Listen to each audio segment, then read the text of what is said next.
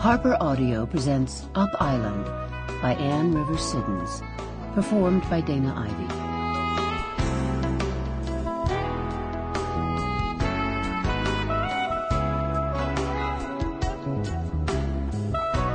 You know how people are always saying, "I knew it by the back of my neck," when they mean those occasional scalding slashes of intuition that later proved to be true?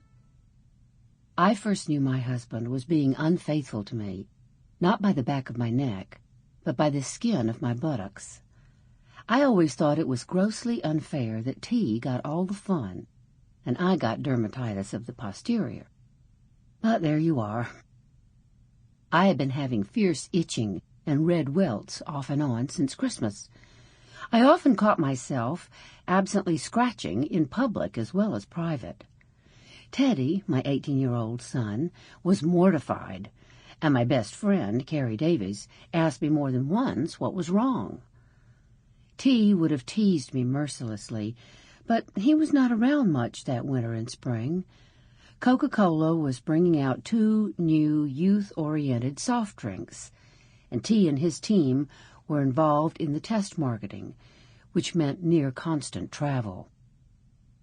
When I woke myself in the middle of a hot May night, clawing my skin so that the blood ran, I made an appointment with Charlie Davies, and he worked me in at lunchtime the next day. "Well, Moonbeam, drop your britches and lay down here and let's see what we got," he roared, and I did. Charlie and T had been roommates at the University of Georgia. Charlie had married Carrie Carmichael, my Tri-Delta sister, and we had kept the friendship going all through med school and internship and then practice for Charlie, and the early and middle years at Coca-Cola Company for T.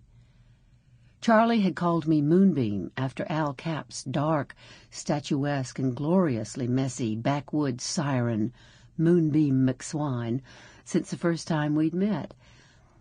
I rolled over onto my stomach, and Charlie pulled back the paper gown and gave a long, low whistle.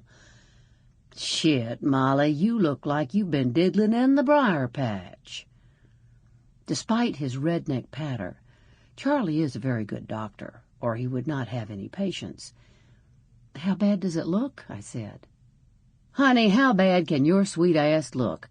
The day T married you, the entire Chi-Fi house went into mourning for that booty, though there seems to be a good bit more of it these days, huh?" And he slapped me gently on the buttock. I felt it quiver like jellied consommé. There was indeed more of me now than when I had married. Where once people had looked at me and seen a tall, sinewy, sun-bronzed Amazon with a shock of wild, blue-black hair and electric blue eyes, now they saw a big woman with wild gray-black hair, all teeth, and leathery tanned skin, and swimming, myopic eyes behind outsized tortoise-shell glasses. I seldom thought about the added pounds, since they did not inhibit my life, and T never seemed to notice.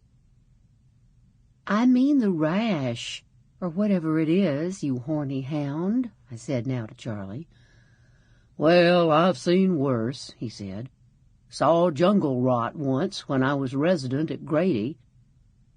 "Come on, Charlie, what is it? I never had anything like this before." "I don't know yet," he said, poking and prodding. "I'd say some kind of contact dermatitis. I'm going to give you a little cortisone by injection and some pills and ointment. We need to clear this up.